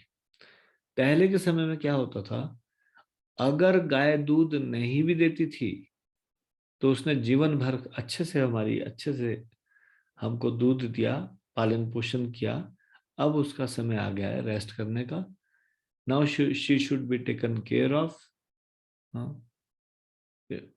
और उस मतलब उसको अच्छे से ध्यान, it should be taken care of nicely. तो जगह जगह पे गाय क्यों दिखाई देती है कचरा खाते हुए? क्योंकि जब वो दूध देना बंद कर देती है लोग उसको घर से निकाल देते हैं, इसलिए वो सड़कों में घूम रही है आजकल। हाँ। और पॉलिथीन खाती रहती है, कचरा खाती रहती है, क्योंकि जिनको पालना चाहिए उन्होंने पाला नहीं। उन्होंने अपना स्वार्थ की सिद्धि करते हुए तब तक पाला जब तक। अभी यहाँ पे बाकी जगह है या नहीं, हिमाचल प्रदेश में ऐसा है कि गवर्नमेंट ने जिन्होंने भी पशुपालन, जिनके भी पशु है, गाय है पाली हुई, उनमें गाय के कान में एक टैग सा लगा देते हैं, कुछ नंबर। वो कंप्यूटर में सारा डाटा रखा होता है, उससे पता चल जाता है कि ये इसके कौन से गांव की गाय है, ये कौन से किस व्यक्ति ने पाली हुई है। अब वो कोई इसलिए वो लगाया है टैग, ताकि कोई अगर सड़क में लावारिस पशु मिले तो उसके कान में टैग होगा, तो उससे पता चल जाएगा कि ये किसने इसको आवारा छोड़ दिया, उसको उसके पास वापस पहुंचाई जाएगी। कि ऐसे नहीं कर सकते। लेकिन दुष्टता की हद देखो। अभी पिछले दौरान ऐसे मैंने सुनने में आया कि कुछ गायें मिली जिनके एक कान काटा हुआ था, जिसमें टैग था, कान ही काट दिया। क्या अब कैसे पता लगाएंगे किस कौन मालिक था? वो जो प्लास्टिक का वो जो टैग है वो भी कट गया कान के साथ। मतलब इतना स्वार्थीपन। कहाँ गायों की सेवा होनी चाहिए। तो यहाँ पे बताया जा रहा है कि पहले के समय में क्या होता था, गायों की रक्षा के लिए रात भर तलवार लेकर खड़ा रहने का व्रत, वीरासन व्रत है, इस तरह से लेके पृषद्र अपने गुरु की आज्ञा का पालन करते हुए गाय की रखवाली में लगे हुए थे। क्योंकि पृषद्र ने ऐसा व्रत ले रखा था, अतएव यह समझा जा सकता है कि उसका कोई कुल नहीं था। पृषद्र के इस व्रत से हम यह भी समझ सकते हैं कि गौरक्षा कितनी अनिवार्य है। क्षत्रिय का कोई ना कोई पुत्र रात्रि में गायों को खूंखार जानवरों से बचाने के लिए यह व्रत लेता था। तो फिर गायों को कसाई घरों में भेजने के विषय में क्या कहा जाए? अच्छा, कसाई घरों में भेजने की बात आती है तो कई बार कुछ लोग आते हैं, वो पशुओं को, जो दूध नहीं देता पशु, उसको बोलते हैं कि हम पाल लेंगे उसको, कोई बात नहीं, हमको दे दो फ्री में। नहीं, फ्री में नहीं, पैसे लेते उसके। हाँ, मतलब कि आपसे पाला नहीं जा रहा तो ओके ठीक है, आप कुछ पैसा दो हमारे को और उसके बाद जिंदगी भर हम इसको पालेंगे। हाँ, लेकिन ये लोग क्या करते हैं, ऐसे गांव गांव में जाके पशु इकट्ठा करते हैं और वो भी सोचते हैं कि अब वो जो करे वो करे, हमारी सिर दर्द तो खत्म। सारी जिंदगी भर पालने के लिए महीने भर का खर्चा बंधा हुआ था इनका, इतना चारा खिलाना पड़ता था। अब उसने एक साथ कुछ 10,000, 5-10 हजार रुपए लिए और उसके बाद जिंदगी भर के लिए वो गाय ले ली या फिर वो भैंस ले ली। यहाँ पे लोकल भाषा में बोलते हैं पलाई पे पशु दे दिया। पलाई पे पशु दे दिया, उनको पता ही नहीं कि वो पशु के साथ क्या कर रहे हैं। उसके बाद क्या हुआ कि पालने के पैसे दे दिए कि ठीक है इसको तुम पालो और ये हम पैसे दे रहे हैं कुछ। अब पहले के समय में कुछ ऐसे व्यापारी होते थे, वो 1-2 साल के बाद आते थे, तो कुछ जब वो गाय गर्भवती हो जाती थी या वो भैंस गर्भवती हो जाती थी तब उसको वापस दे जाते थे। लेकिन अभी ऐसा नहीं होता, ये क्या करते हैं, ले जाते हैं और उसके बाद कसाई घरों में बेच देते हैं। अब इन लोगों को पता भी है कि ये पशु के साथ कुछ भी कर सकते हैं, लेकिन उनको तो अपने पीछा छुड़ाना है उन पशुओं से, इसलिए वो बेच देते। किसी किसी को भी बेचना ही हुआ एक तरह से। नहीं, बेचना नहीं हुआ, पैसे देके अपना पीछा छुड़ाना हुआ। मतलब पैसे देते और फिर उनको दे देते पशु। तो सोचिए कितनी खराब हालत हो गई है कलयुग में। गायों को कसाई घरों में भेजने के विषय में क्या कहा जाए? यह तो मानव समाज का सबसे पापपूर्ण कृत्य है। अब ये बता रहे हैं कि क्या क्या घटना घटी। एकदा प्राविशद गोष्ठम शार्दुलो निशिवर्षति शयाना गाव उत्थाय भीतास्ता बभ्रमुर्व्रजे। एक बार रात्रि में जब वर्षा हो रही थी, एक बाघ गौशाला में घुस आया। उसे देखकर भूमि में लेटी हुई सारी गायें डर के मारे खड़ी हो गई और भूख क्षेत्र में तितर बितर हो गई। एकाम जग्राह बलवान सा चुक्रोश भयातुरो तुरा तस्यास्तु कंद्रितम श्रुत्वा कृषध्रोनुससारः खड्गमादाय तरसा प्रलीनोडु गणे निशि अजानन नच्छिन्नोद्भ्रो शिरः शार्दूल शंकया। जब अत्यंत बलवान बाघ ने एक गाय को झपट लिया तो वह भयभीत होकर चित्कारने लगी। पृषद्र ने यह चित्कार सुनी और वह तुरंत इस आवाज का पीछा करने लगा। उसने अपनी तलवार निकाल ली। चूंकि तारे बादलों से ढके थे, अतएव उसने गाय को बाघ समझकर अत्यंत बलपूर्वक धोखे में गाय का सिर काट लिया। व्याघ्रोपि वृकण श्रवणो निस्त्रीशाग्राहतस्ततः निश्चक्राम वृषम भीतो रक्तम पथि समुत्सृजन। चूंकि तलवार की नोक से बाघ का कान कट गया था, अतएव वह अत्यंत भयभीत हो गया और उस स्थान से रास्ते भर कान से खून बहाता हुआ भाग खड़ा हुआ। मन्यमानो हतम व्याघ्रम पृषद्रा परवीरहा अद्राक्षित स्वहताम बभ्रूम व्युष्टायाम निशि दुखितः। अपने शत्रु का दमन करने में समर्थ पृषद्र ने प्रातःकाल जब देखा कि उसने गाय का वध कर दिया है, यद्यपि रात में उसने सोचा था कि उसने बाघ को मारा है, तो वह अत्यंत दुखी हुआ। तम शशाप कुल आचार्य कृतागसमकामतः नक्षत्र बंधु शुद्रस्त्वं कर्मणा भविता मुना। यद्यपि पृषद्र ने अनजाने में यह पाप किया था, किंतु उसके कुल पुरोहित वशिष्ठ ने उसे यह शाप दिया, तुम अपने अगले जन्म में क्षत्रिय नहीं बन सकोगे, प्रत्युत गौवध करने के कारण तुम्हें शूद्र बनकर जन्म लेना पड़ेगा। तात्पर्य, ऐसा लगता है कि वशिष्ठ तमोगुण से मुक्त नहीं हो पाए थे। पृषद्र के कुल पुरोहित या गुरु होने के नाते उन्हें पृषद्र के अपराध को गंभीरता से नहीं लेना चाहिए था, किंतु उल्टे उन्होंने उसे शूद्र बनने का शाप दे दिया। कुल पुरोहित का धर्म शिष्य को शाप देना नहीं, अपितु कोई प्रायश्चित करवाकर राहत देना होता है। किंतु वशिष्ठ जी ने इसके विपरीत किया। अतएव श्री विश्वनाथ चक्रवर्ती ठाकुर कहते हैं कि वे दुर्मति थे, अर्थात उनकी बुद्धि ठीक नहीं थी। विश्वनाथ चक्र प्रभुपाद जी ऐसा लिखने का साहस नहीं कर रहे अपने बलबूते पे, आचार्यों की बात को दोहरा रहे।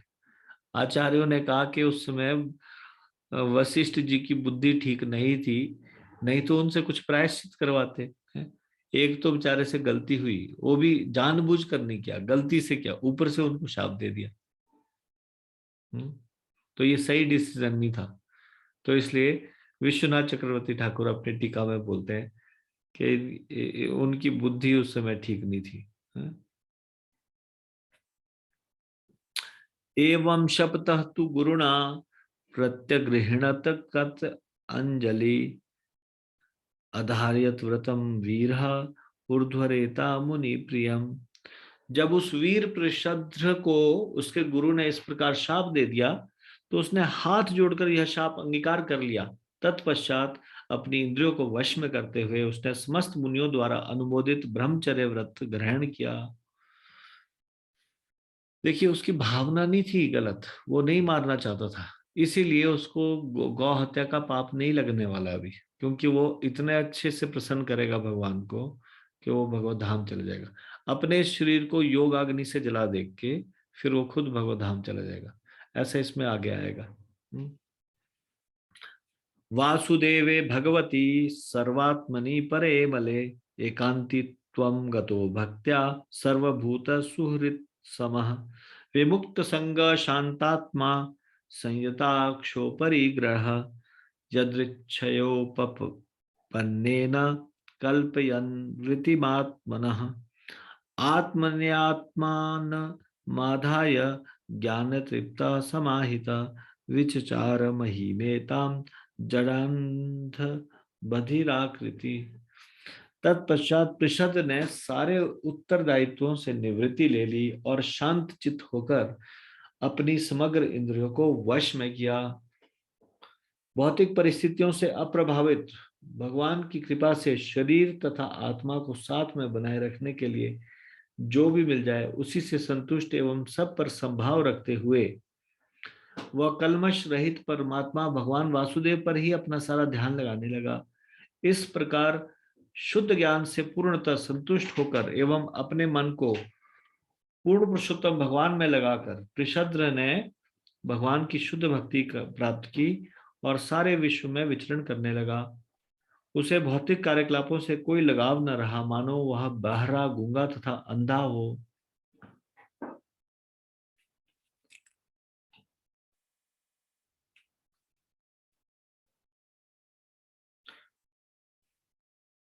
देखिए पूरी तरह से इसमें आपको कुछ और एग्जाम्पल याद आ रहा है? किसी ने इस प्रकार का आचरण किया हो, जैसे कि कोई बहरा, गूंगा और अंधा हो, भगवान की भक्ति में आगे बढ़ने के लिए किसी ने ऐसा और किया? शास्त्रों में कोई उल्लेख मिलता है ऐसा, जिसमें किसी ने भगवान की भक्ति में आगे बढ़ने के लिए ऐसा आचरण किया हो?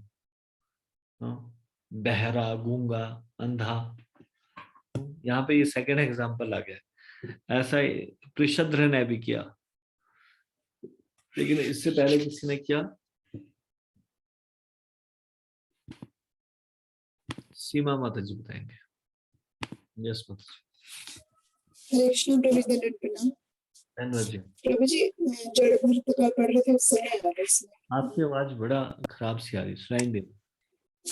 प्रभु जी, जड़ भरत का उसमें आया था, जड़ भरत। जड़ भरत, आपने स्पीकर लगाया शायद, है ना? इसका माइक ठीक नहीं है स्पीकर का, उनका माइक तो ठीक है।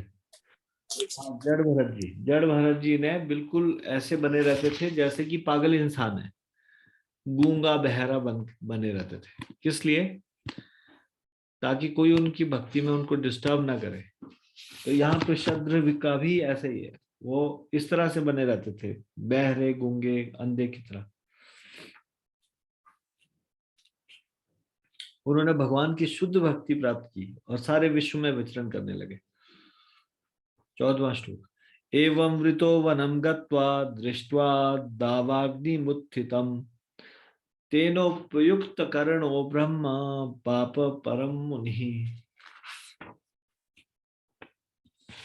इस मनोवृत्ति से पृषद्र महान संत बन गया, और जब वह जंगल में प्रविष्ट हुआ और उसने जंगल में धधकती आग देखी, तो उसने अवसर पाकर इस अग्नि में अपने शरीर को भस्म करने के अवसर को ग्रहण किया। इस तरह उसे दिव्य आध्यात्मिक जगत की प्राप्ति हुई। तो उन्होंने सोचा दिस इज गोल्डन अपॉर्चुनिटी। इस शरीर से पाप हुआ था, इस शरीर से मैंने गाय को मारा था, तो अभी इस शरीर को अंत कर देना चाहिए यहाँ पे।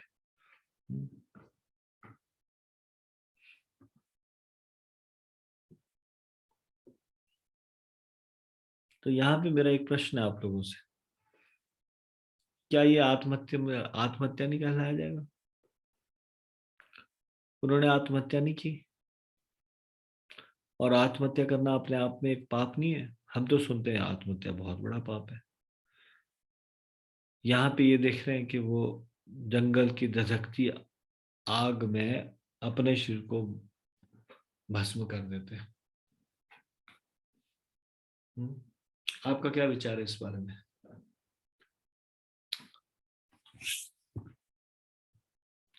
अचिंत्य गौर प्रभु, यस प्रभु जी बताइए।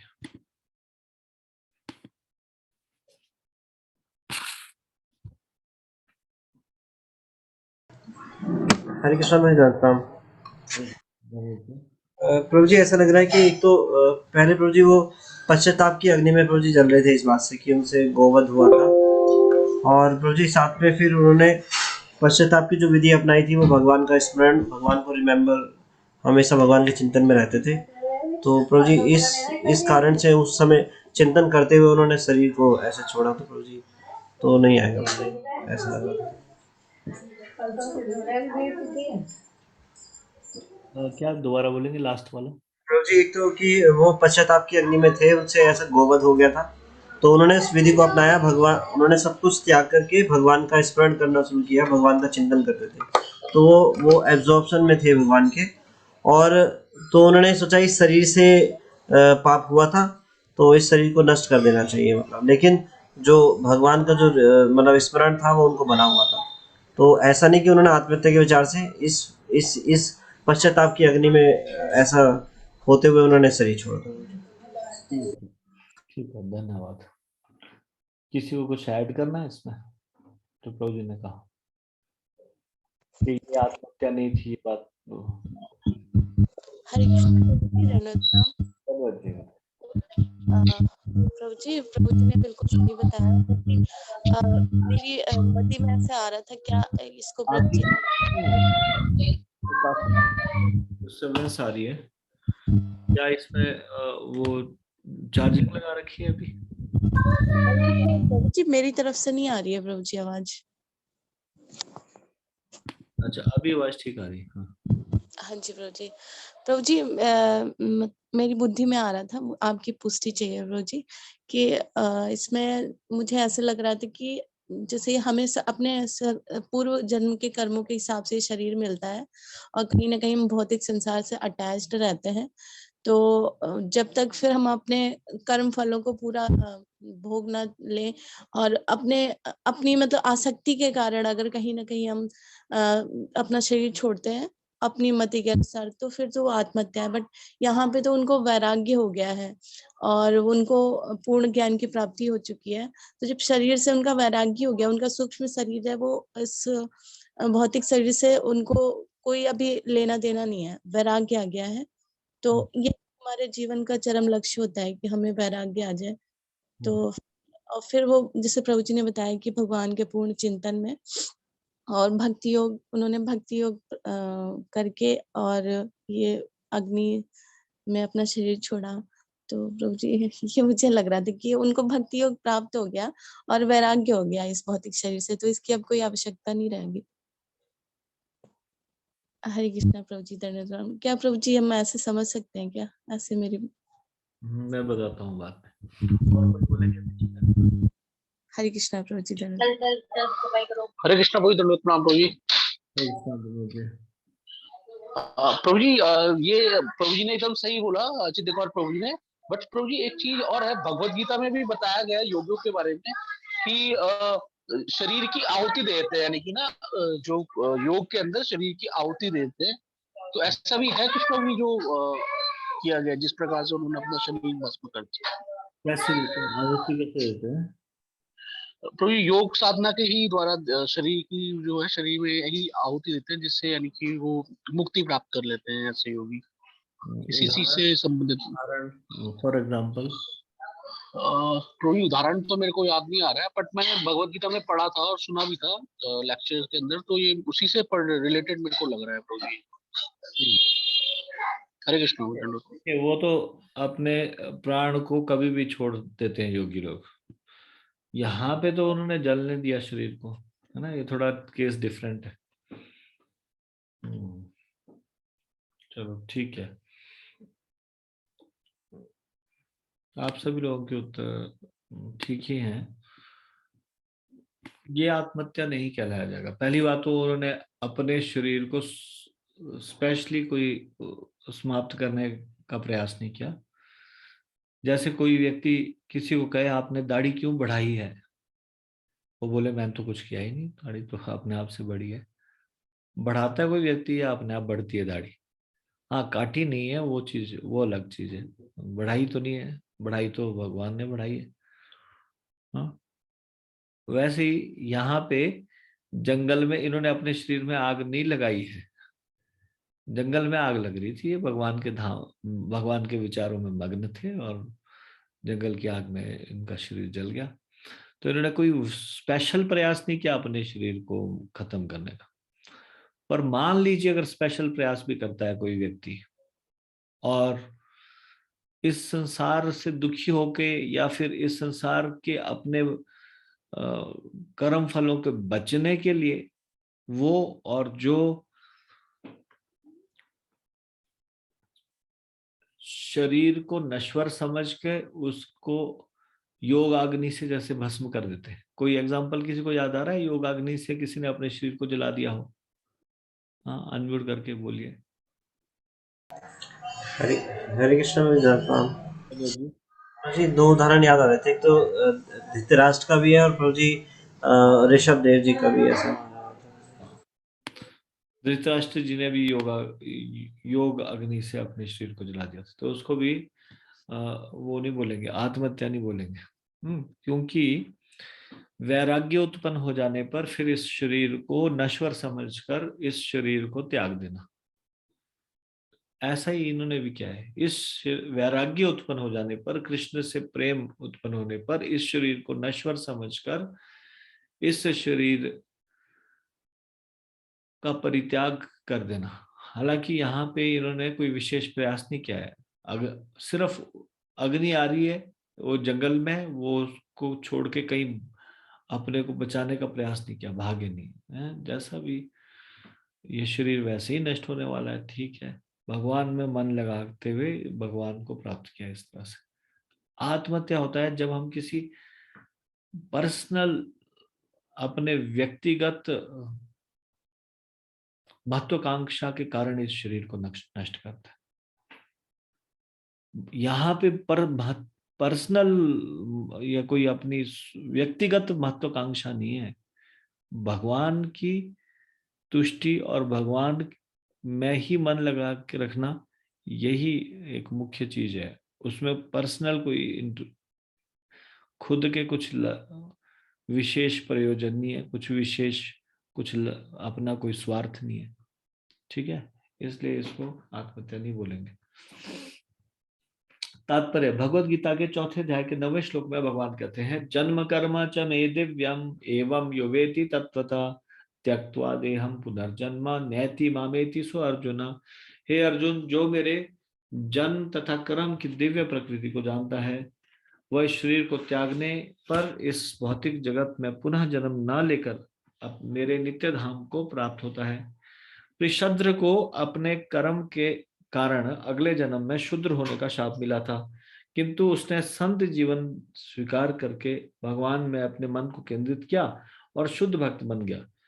तब उसने अग्नि में अपना शरीर त्याग दिया, तो वह भक्ति के कारण तुरंत ही वैकुंठ धाम पहुंच गया।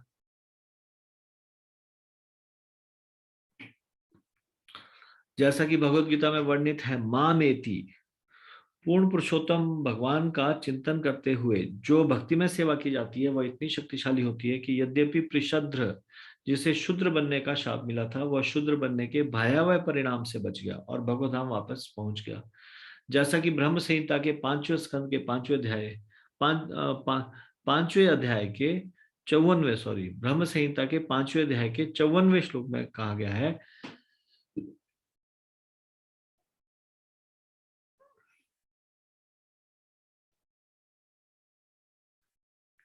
यस्त्वेन्द्र गोपमथवेन्द्रम अहो स्वकर्मा बंधानुरूप फल भाजन मातनोति कर्माणि निर्दहति किंतु च भक्ति भाजाम गोविंदमादि पुरुषम तमहम भजामि। जो लोग भक्ति में सेवा में लग जाते हैं, उन्हें उनके भौतिक कर्मों के फल प्रभावित नहीं करते। अन्यथा क्षुद्र कीट से लेकर स्वर्ग के राजा इंद्र तक प्रत्येक प्राणी कर्मों के नियमों के अधीन है, किंतु शुद्ध भक्त सदैव भगवान की सेवा में संलग्न रहने के कारण इन नियमों से मुक्त रहता है।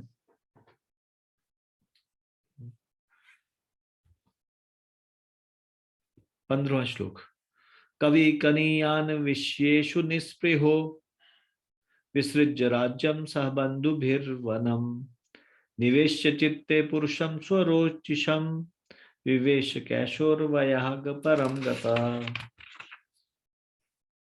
मनु के सबसे छोटे पुत्र कवि ने भौतिक भोगों को अस्वीकार करते हुए युवावस्था में पहुंचने के पूर्व ही राजपाट त्याग दिया। वह आत्म तेजस्वी भगवान का अपने हृदय में सदैव चिंतन करते हुए अपने मित्रों सहित जंगल में चला गया। इस प्रकार उसने सिद्धि प्राप्त की। करुषात मानवात आसन कारुषाः क्षत्र जायतः क्षत्र जातयः उत्तरापथ गोप्तारः ब्रह्मण्या धर्मवत्सलः। मनु के अन्य पुत्र करुष से कारुष वंश चला, जो एक क्षत्रिय कुल था। कारुष क्षत्रिय उत्तरी दिशा के राजा हुए। वे ब्राह्मण संस्कृति के विख्यात रक्षक थे और सभी अत्यंत धार्मिक थे।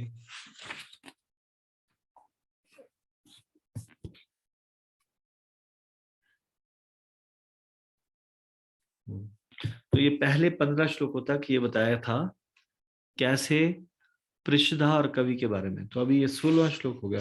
16वें श्लोक से 22वें श्लोक तक तो कारुष के विषय में बताया गया। तो यहाँ पे ये आगे की चर्चा हम अगले प्रवचन में करेंगे। इसको हम यहीं पे विराम देंगे। श्रीमद् भागवतम की जय, शिल प्रभुपाद की जय, निताई गौर प्रेमानंदे, हरि हरि बोल।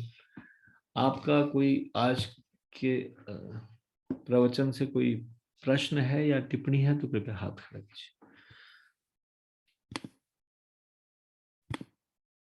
अचिंत्य गौर प्रभु, यस प्रभु जी बताइए।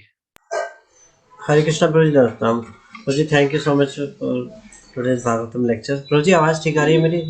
जी प्रभु जी 2 प्रश्न आ रहे थे इसमें। एक तो प्रभु जी ये है कि जो वंशावली बता रहे हैं प्रभु जी, तो जनरली ऐसा होता था प्रभु जी, जो लाइनेज में जो बड़े बड़े राजा हुए हैं जिन्होंने वंश को आगे बढ़ाया और भगवान के भक्त रहे, उनका वर्णन आया है।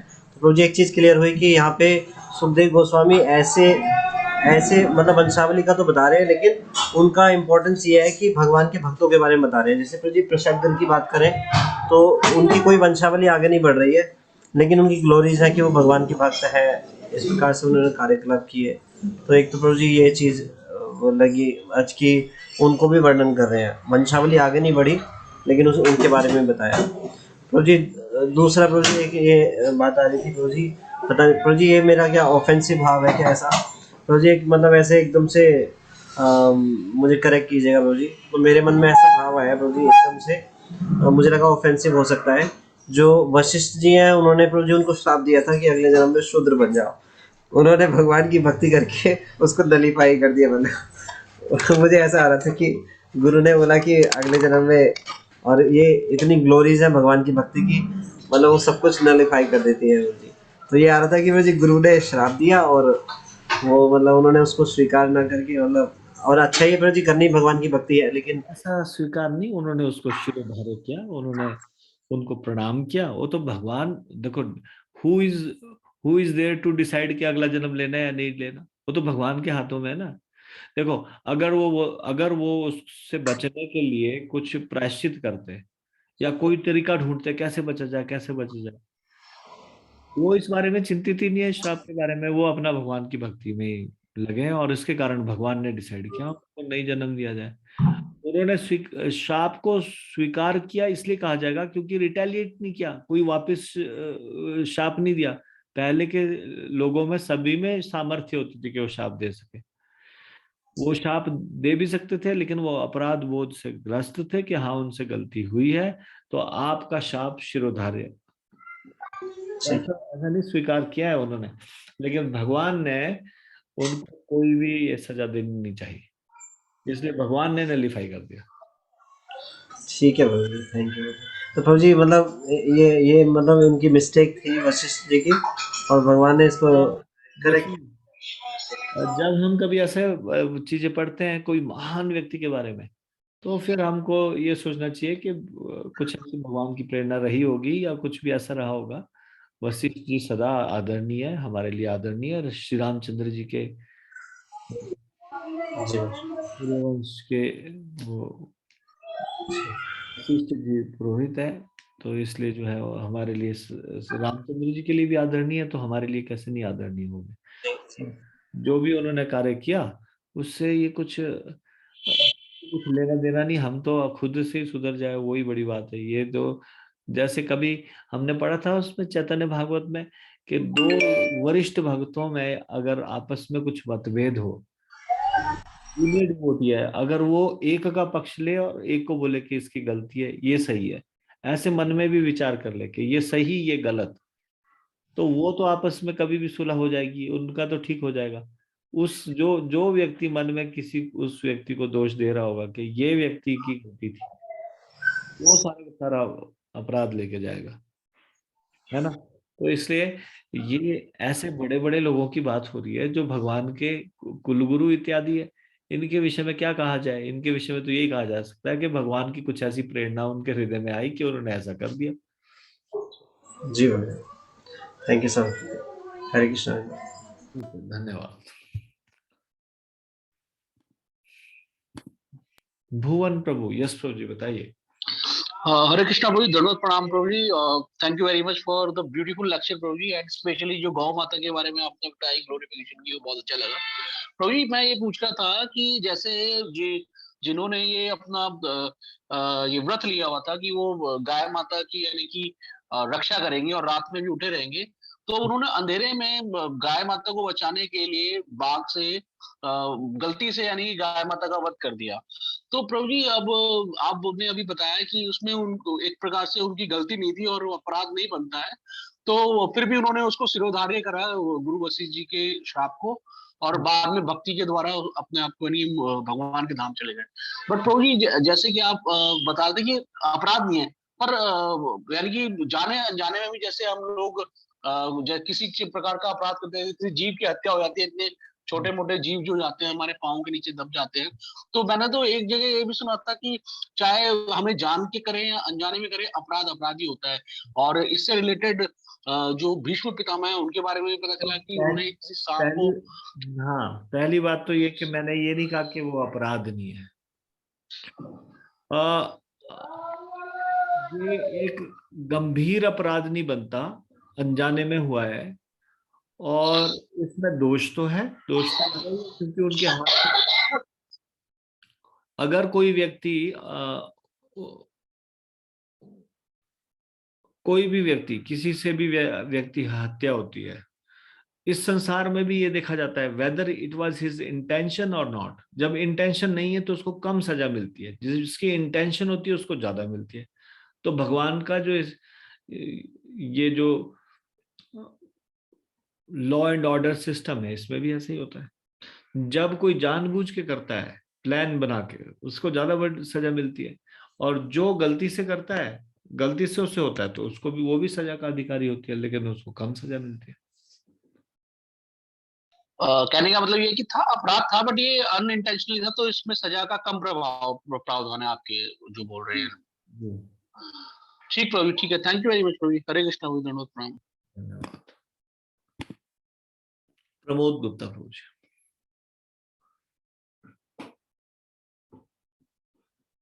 हरे कृष्णा प्रभु जी। हरे कृष्णा प्रभु जी। प्रभु जी, ये यहाँ पर जो थोड़ा सा कंफ्यूजन है। कहाँ पे? जैसे आपने इसमें आया था ना कि विष्णु कमलनामी से ब्रह्मा जी से मरीचि, और मरीचि से कश्यप, और कश्यप से विवस्वान मनु, और फिर विवस्वान से श्राद्ध देव मनु। तो हमको ये थोड़ा सा पूछना है, विवस्वान का मनु तो बोला ही नहीं एक बार भी, आपने अपनी मर्जी से लगा दिया विवस्वान। कहाँ पर? कि आपने कहा ना कि कश्यप जी से विवस्वान मनु, विवस्वान मनु कहाँ से हुआ? विवस्वान को ही व्यवस्वत मनु कहते हैं। विवस्वान को नहीं बोलते हैं, उनके पुत्र को बोलते हैं, श्राद्ध देव को, उनको मनु की हाँ, तो यही थोड़ा सा हमें कंफ्यूजन हो रहा था। विवस्वान वो सूर्य की पोजीशन है, सूर्य की पोजीशन में बैठे हुए व्यक्ति है, वो विवस्वान है। विवस्वान के पुत्र का नाम था वैवस्वत मनु, या श्राद्ध देव उनका नाम था, विवस्वान का पुत्र होने के नाम वैवस्वत भी बोला जाता है उनको। तो वैवस्वत और श्राद्ध देव एक ही व्यक्ति है। एक ही व्यक्ति है। ठीक, धन्यवाद प्रभु जी, धन्यवाद प्रभु जी। ठीक है, धन्यवाद। विनय भूषण प्रभु जी।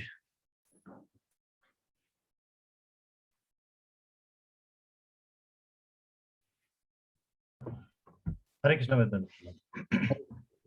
प्रभु जी, एक तो जेबीटी में सुबह आपने बताया प्रभु जी कि तुलसी की जब हम माता की जब आरती करते हैं तो विग्रह को ढक देते हैं प्रभु जी।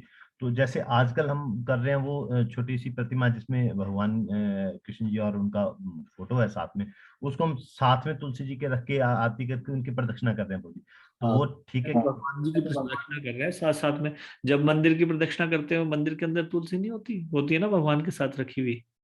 जी जी तो साथ में ही करते हैं। हमारा भाव ये होना चाहिए, हम भगवान की प्रदक्षिणा कर रहे हैं और उसमें तुलसी जी के अपने आप हो। अच्छा, बस ये कंफ्यूजन था बहुत। तो ठीक है, थैंक यू। हरे कृष्ण। ठीक है, धन्यवाद। ठीक है, इसको यहीं पे विराम देंगे। श्रीमद् भागवतम की जय, शिल प्रभुपाद की जय, निताई गौर प्रेमानंदे, हरि हरि बोल। आप सब लोगों का बहुत बहुत धन्यवाद। हरे कृष्ण। हरे कृष्ण प्रभु जी। हरे कृष्ण प्रभु जी, दंडवत प्रणाम। कृष्ण प्रभु जी, दंडवत प्रणाम।